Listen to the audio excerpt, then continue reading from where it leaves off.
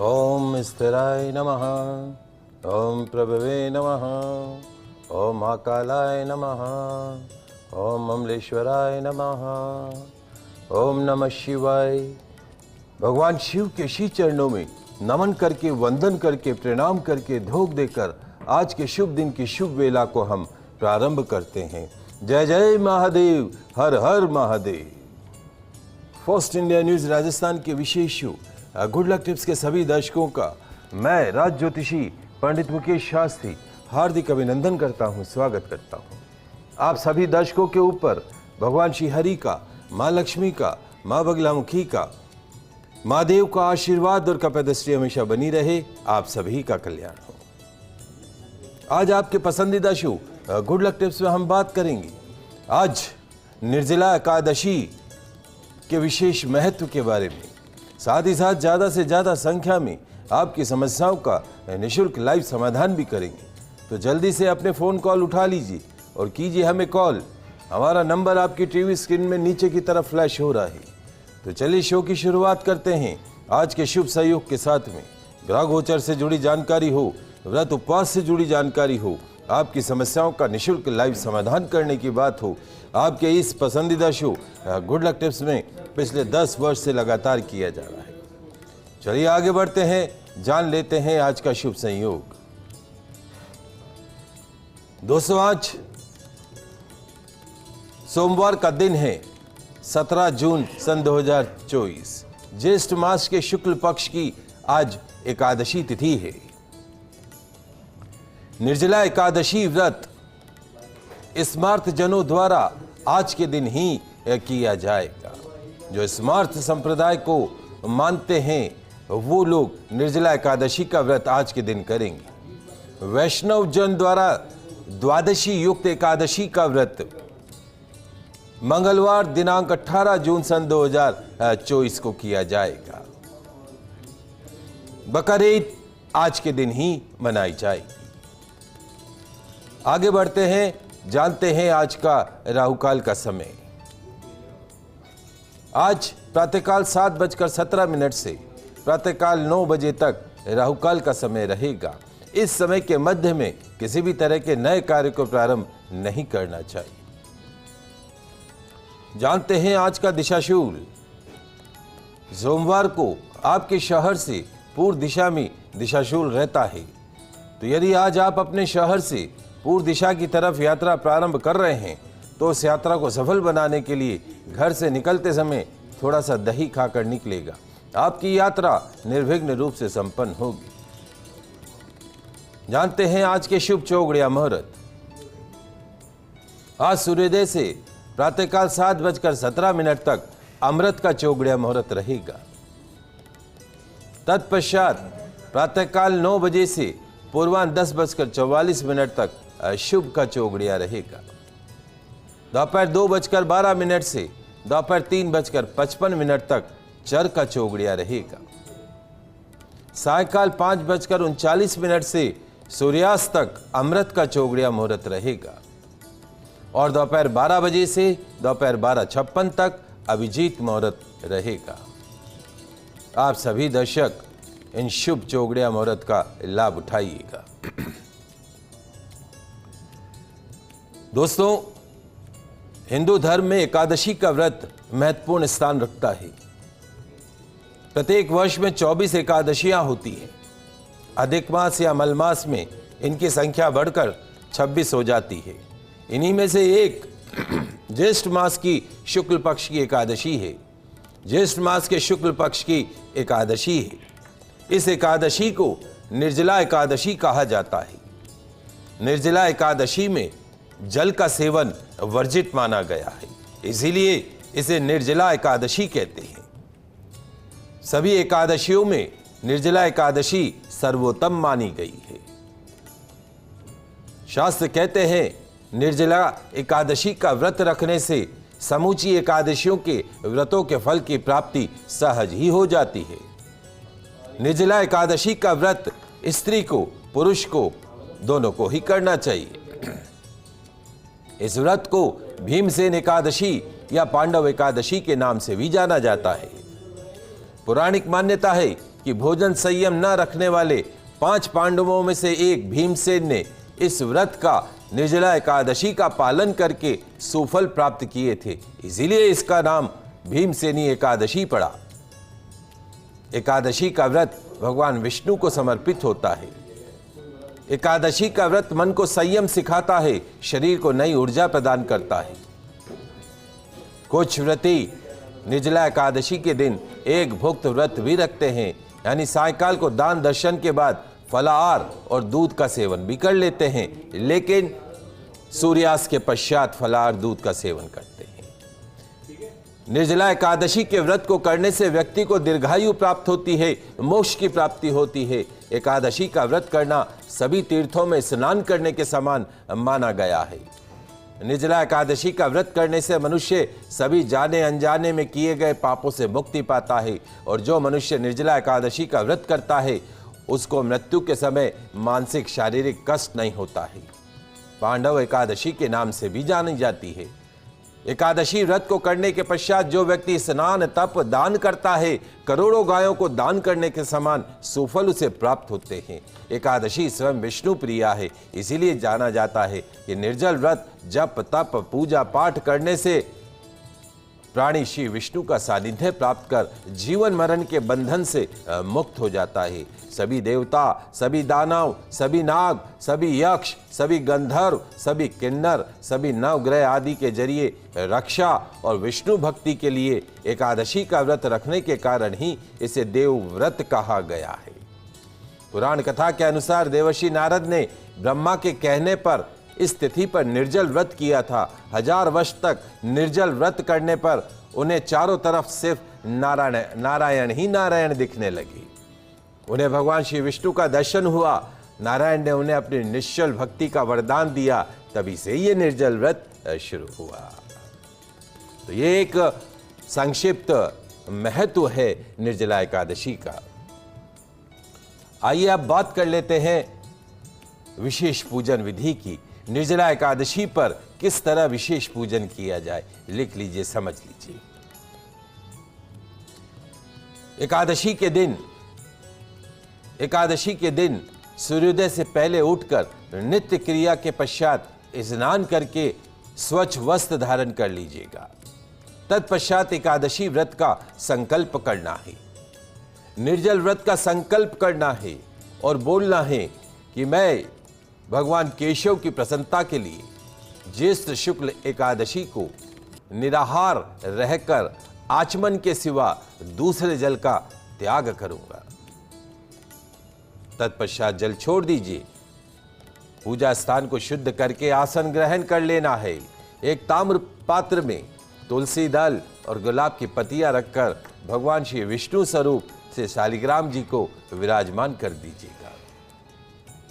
श्री शालिग्राम जी का हल्दी मिश्रित जल से पंचामृत से अभिषेक कीजिएगा। गंगा जल से शालिग्राम का अभिषेक कीजिएगा। शहद से अभिषेक कीजिएगा। बूरे से शालिग्राम जी का अभिषेक कीजिएगा। केवड़े के जल से, गुलाब के जल से शालिग्राम जी का अभिषेक कीजिएगा।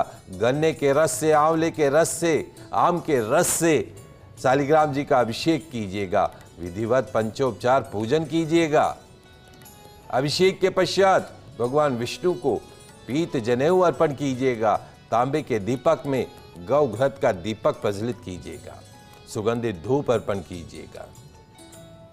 तुलसी दल अर्पण कीजिएगा। मीठे फलों का भोग अर्पण कीजिएगा। भगवान श्री शालिग्राम जी को तुलसी दल अर्पण कीजिएगा, नैवेद्य अर्पण कीजिएगा। एक मिट्टी का आपको कलश लेना है, मटका, छोटा मिट्टी का मटका, मिट्टी का कलश। उसमें शुद्ध जल भर देना है। उसके मुख पर साफ शुद्ध सफेद कपड़ा रख दीजिएगा और उस कपड़े के ऊपर शक्कर, मीठे फल और दक्षिणा रखिएगा। जल से भरे घड़े के दान का संकल्प करते समय आपको बोलना है कि संसार सागर से तारने वाले हे देवों के देव ऋषिकेश, इस जल के घड़े का दान करने से आप मुझे परम गति की प्राप्ति कराइए। ऐसा कह के जल का संकल्प कर लीजिएगा। जल से भरे घड़े का दान का महत्व है आज। तत्पश्चात ओम नमो भगवते वासुदेवाय, ओम नमो भगवते वासुदेवाय मंत्र का यथाशक्ति जाप कीजिएगा। भगवान विष्णु की आरती कीजिएगा, पुष्पांजलि कीजिएगा, क्षमा प्रार्थना कीजिएगा। शालिग्राम जी की मूर्ति के समक्ष विधि पूर्वक एकादशी का श्राद्ध कीजिएगा। पात्र ब्राह्मण को जल से भरा जो कलश था उसका दान कीजिएगा। निर्जला एकादशी पे जल से भरे कलश के दान का महत्व है। मीठे फलों का दान कीजिएगा। रात में श्री हरि कीर्तन कीजिएगा। अगले दिन यानी द्वादशी को सुबह भगवान की पुनः पूजन अर्चन कीजिएगा। ब्राह्मण को घर बुलाकर फलाहार कराइएगा। यथाशक्ति दान दक्षिणा देकर विदा कीजिएगा। उसके पश्चात पूरे परिवार के साथ फलाहार ग्रहण करके एकादशी व्रत का पारण कीजिएगा। इस सरल विधि से आप निर्जला एकादशी पर भगवान विष्णु को प्रसन्न कर सकते हैं। कॉलर जुड़े हुए हैं पंकज बिहार से। आपका प्रश्न पूछिए पंकज जी। राम बाबा। खुश रहें। मेरा नाम पंकज कुमार हुआ। जन्म तिथि है 1/7/1972। 1 जुलाई 1972। 10:31 रात्रि। 10:33 रात्रि। 31। जन्म स्थान? जन्म स्थान झारखंड में, गांव पड़ेगा पांकी, वहाँ का है, PANKI पांकी।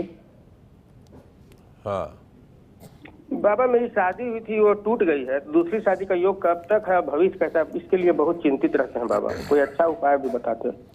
जिस दिन पंकज जी आप जिस दिन हमें ये खबर देंगे, आप हमारे साथ कई वर्षों से जुड़े हुए हैं, और जिस दिन आप हमें ये खबर देंगे कि आपका विवाह हो गया, उस दिन हम पूरे चैनल को मिठाई खिलाएंगे। हमारे लिए भी खुशी की बात होगी, हमारे पंकज जी का विवाह हो गया पुण्य।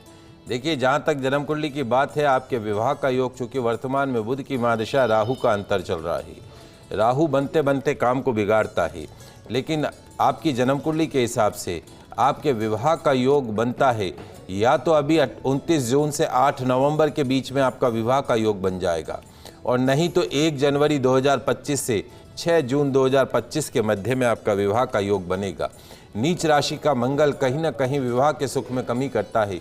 मंगलवार का फास्ट शुरू कीजिए, मंगलवार को सुंदर कांड का पाठ करना शुरू कीजिए। साथ साथ में एक येलो सफ़ायर, पीला पुखराज इंडेक्स फिंगर के अंदर धारण कर सकते हैं।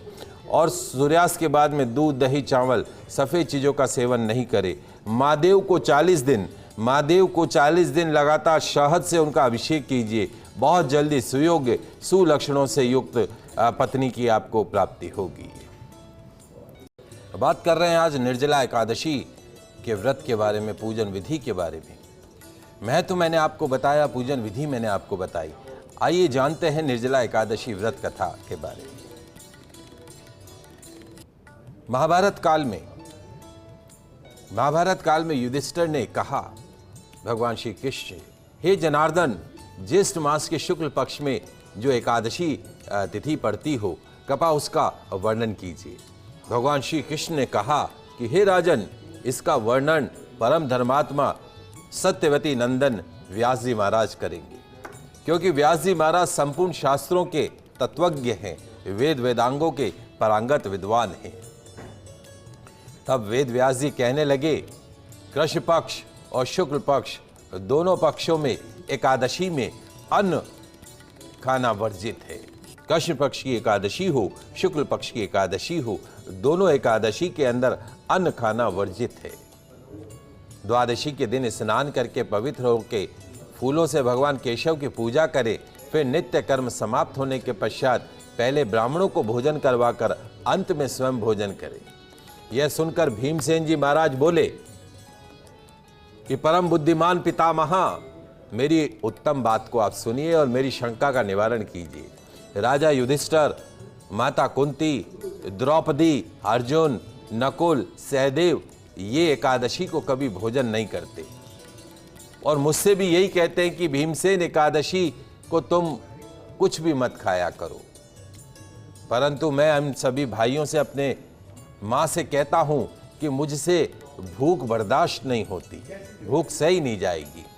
तो भीमसेन की बात सुनकर व्यास जी ने कहा, यदि तुम नरक को दूषित समझते हो और तुम्हें स्वर्ग लोक की प्राप्ति की कामना है, तो दोनों पक्षों की एकादशियों के दिन भोजन मत करो। भीमसेन बोले कि मां बुद्धिमान पितामहा, मैं आपके सामने सच कहता हूं, मुझसे एक बार भोजन करके भी व्रत नहीं किया जा सकता, तो फिर उपवास करके मैं कैसे रह सकता हूं? मेरे उदर में, मेरे पेट में व्रक नामक एक अग्नि सदा प्रज्वलित रहती है। व्रक नामक अग्नि सदा प्रज्वलित रहती है। अतः जब मैं बहुत अधिक खाता हूं तब वो अग्नि शांत होती है। इसलिए हे महामुनि, मैं पूरे वर्ष भर में केवल एक ही उपवास कर सकता हूं, जिससे स्वर्ग की प्राप्ति सुलभ हो, जिसके करने से मैं कल्याण का भागी हो सकूं। ऐसा कोई एक व्रत यदि हो तो मुझे बता दो आप, मैं उसका यथोचित रूप से पालन करूंगा।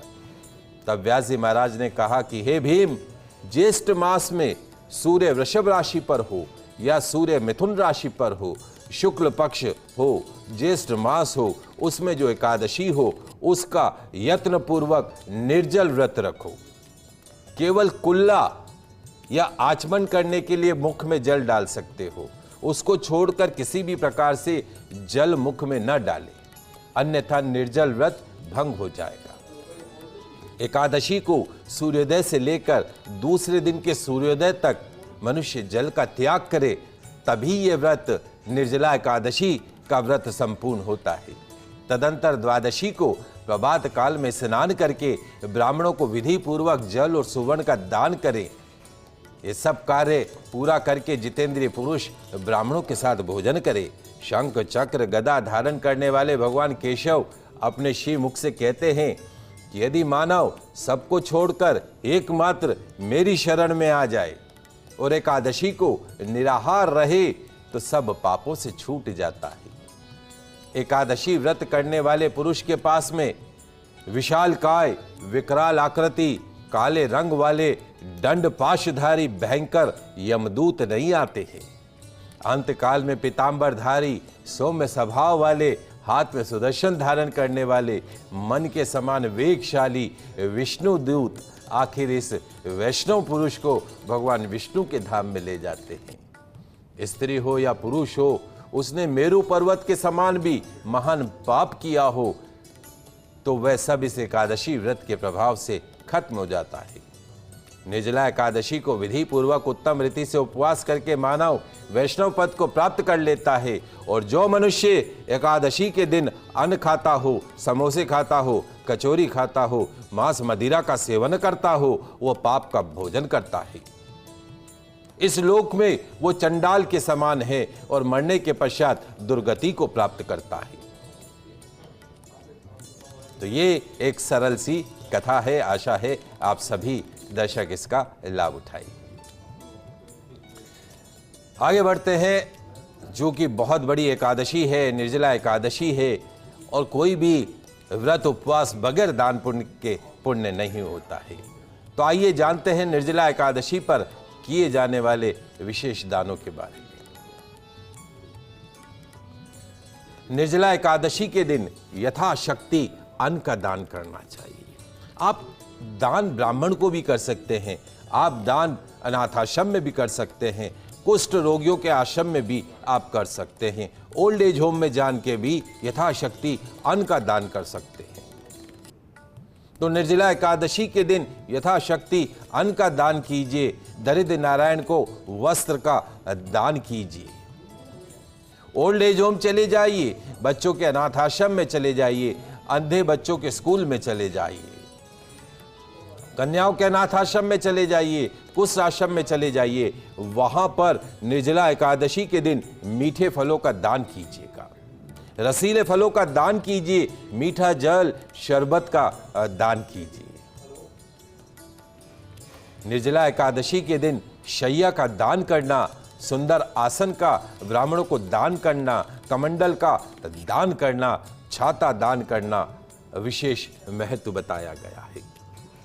भगवान कहते हैं कि तेरा तुझको अर्पण, जो तू मुझे दान करता है, समय आने पर तुझे लाखों करोड़ों गुना करके वापस लौटा देते हैं। ये मनुष्य जीवन 84 लाख योनियां पार करी, पता नहीं कौन कौन सी जीव जानवर की योनि पार करके हमें मनुष्य जीवन मिला।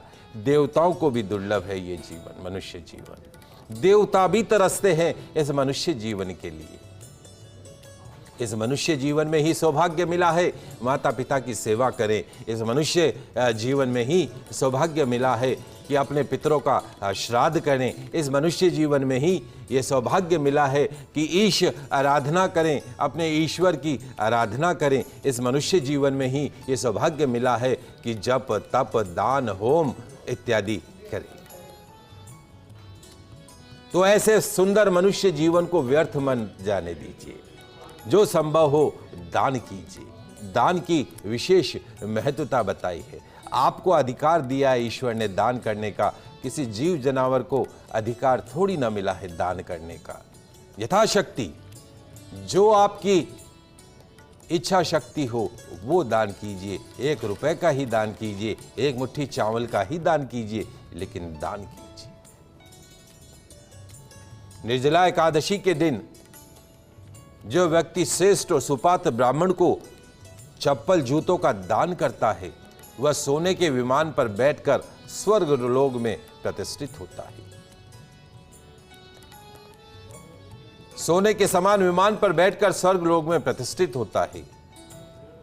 और निर्जला एकादशी पर श्रेष्ठ ब्राह्मणों को शक्कर के साथ जल के घड़े का दान करने का विशेष महत्व बताया गया। वो मैंने आपको पूजन विधि के साथ में भी बताया गया। एक मिट्टी का कलश लेना है, उस मिट्टी के कलश में जल भर दीजिएगा। उस जल मिट्टी के कलश के ऊपर जल भर के सफ़ेद कपड़े से उसका मुख ढक दीजिएगा और उसके मुख पर शक्कर, चावल, मीठे फल, दक्षिणा इत्यादि रख के ब्राह्मण को दान कर दीजिएगा। निर्जला एकादशी के दिन यदि आप अपने पितरों के निमित्त कुछ करना चाहते हैं तो प्याऊ का निर्माण कीजिए। कहीं मटके रखवाइए या पानी की मशीन कहीं पर रखवाइए। जल दान महादान। जल के दान से बड़ा और कोई दान नहीं है। निर्जला एकादशी के दिन गौ दान का विशेष महत्व बताया गया है। इस मनुष्य जीवन में एक बार गौ दान अवश्य करना चाहिए। तो बड़ा आप सौभाग्यशाली हैं कि इस बार के निर्जला एकादशी पर यदि आप गौदान कर सके तो। आजकल मुश्किल नहीं रहा है, गौशाला चले जाइएगा, वहीं से गौ लीजिएगा और वहीं पर दान कर दीजिएगा और उस गौ दान के निमित्त यथाशक्ति दक्षिणा गौशाला के अंदर जमा करा दीजिएगा। निर्जला एकादशी के दिन जप कीजिएगा, तप कीजिएगा, होम अनुष्ठान कीजिएगा। ये सभी कर्म शुभ कर्म माने जाते हैं, विशेष फलदायक माने जाते हैं। तो यथाशक्ति दान जो भी संभव हो वो जरूर कीजिएगा। आगे बढ़ते हैं, जानते हैं निर्जला एकादशी के दिन क्या नहीं करना चाहिए। बहुत महत्वपूर्ण चीज है कि निर्जला एकादशी पर क्या नहीं करें। तो निर्जला एकादशी के दिन चावल का सेवन नहीं करना चाहिए। किसी भी एकादशी पर चावल का सेवन नहीं करना चाहिए। अन्न का सेवन निर्जला एकादशी के दिन नहीं करना चाहिए। यथासंभव अगर आप निर्जल नहीं रह सकते, महाराज बहुत गर्मी है, कहां से निर्जल रहेंगे, तो आप फलाहार कर लीजिए। एक दिन क्या आप फल पे नहीं रह सकते हैं क्या? जरूरी है कि रोज ही आपको कचौरी, समोसे, पोहे इत्यादि खाना है, रोटी खानी? एक दिन मत खाइए, आप खाली फलाहार पे रखिए, पेट का पाचन और ठीक हो जाएगा। तो इस बार संकल्प करें कि निर्जला एकादशी के दिन मैं अन्न का सेवन नहीं करूंगा, नहीं करूंगी। निर्जला एकादशी के दिन मांस मदिरा का सेवन नहीं करना है। पत्नी तो निर्जला एकादशी का व्रत रखे और पतिदेव 2 घूंट लगा ले, ऐसा काम मत कीजिएगा। निर्जला एकादशी के दिन पूर्ण ब्रह्मचर्य का पालन कीजिएगा। निर्जला एकादशी के दिन मन में किसी भी तरह का छल कपट नहीं रखिएगा, क्रोध नहीं करिएगा। और जैसे मैंने कहा कि निर्जला एकादशी के दिन अन्न का सेवन नहीं करें। जो व्यक्ति इस मनुष्य जीवन में निर्जला एकादशी के दिन अन्न का सेवन करता हो, चंडाल की योनि को प्राप्त करता है। तो एक दिन अन्न का त्याग करेंगे, निर्जला एकादशी के दिन अन्न का त्याग करेंगे, सिर्फ और सिर्फ फल के ऊपर रहेंगे, फलाहार करेंगे। निश्चित तौर पर निर्जला एकादशी का पूर्ण फल आपको प्राप्त होगा और ये मनुष्य जीवन आपका सफल हो जाएगा। तो आप सभी दर्शकों को निर्जला एकादशी की हार्दिक शुभकामनाएं, बकर ईद की हार्दिक शुभकामनाएं। आज के लाइव एपिसोड में बस इतना ही। कल नई जानकारी के साथ फिर मिलेंगे। तब तक के लिए मुझे दीजिए इजाजत। खुश रहिए, अपना ख्याल रखिए। जय श्री कृष्णा, जय माता की, जय श्री हरि। देखते रहिए आपका पसंदीदा news channel first India news channel Rajasthan.